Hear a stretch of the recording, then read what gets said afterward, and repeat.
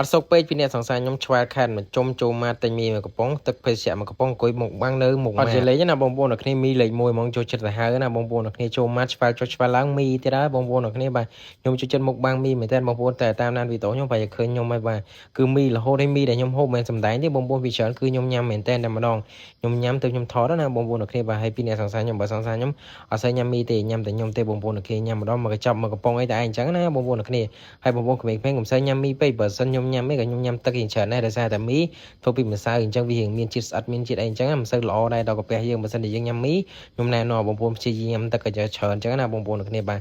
ញ៉ាំទឹកឲ្យច្រើនបើសិនញ៉ាំមីមានបញ្ហាមុនលើស្បែកមុខខ្ញុំណែនាំសេរ៉ូម SCG 24បងប្អូនសាលីអាស៊ីតណាបងប្អូនអ្នកគ្នាបាទគឺខ្ញុំប្រើជាប្រចាំបងប្អូនដោយសារមុខខ្ញុំអាសាឡើងមុនដោយសារខ្ញុំញ៉ាំអីខុសឬក៏ខ្ញុំញ៉ាំហឹលអញ្ចឹងណាបងប្អូនអ្នកគ្នាល្អប្រើខ្លាំងមែនតើបងប្អូនអ្នកគ្នាបាទដូចឃើញអញ្ចឹងបងប្អូនគឺខ្ញុំប្រើជាប្រចាំហើយបងប្អូនអ្នកគ្នាជាមួយសេរ៉ូម SCG 24កំចាត់មុននេះហ៎បងប្អូនសេរ៉ូម SCG 24កំចាត់មុននេះកូនទី2របស់ SCG 24 Group ប៉ុន្តែបងប្អូនឲ្យផ្ទុះការគ្រប់គ្រងខ្លាំងមែនតើបងប្អូនចង់ដឹងមិនម៉ាបងប្អូនចូលមើល feedback ទៅបងប្អូនឲ្យតម្លាក់អត់ដាច់ទេបងប្អូនអ្នកគ្នាក្រុមហ៊ុនកាត់អត់ចំបើសិនជាមុខបងប្អូនពិបាកហូបផលិតផលប្រើគឺខ្ញុំណែនាំមែនតើដោយសារសេរ៉ូមនេះគឺវាផ្ដោតទៅលើមុនខ្លាំងអញ្ចឹងមុខបងប្អូនអត់សូវប្រើផលិតផលត្រូវលក្ខណៈរើសផលិតផលអីហ្នឹងគឺត្រូវម៉ាច់តែម្ដងណា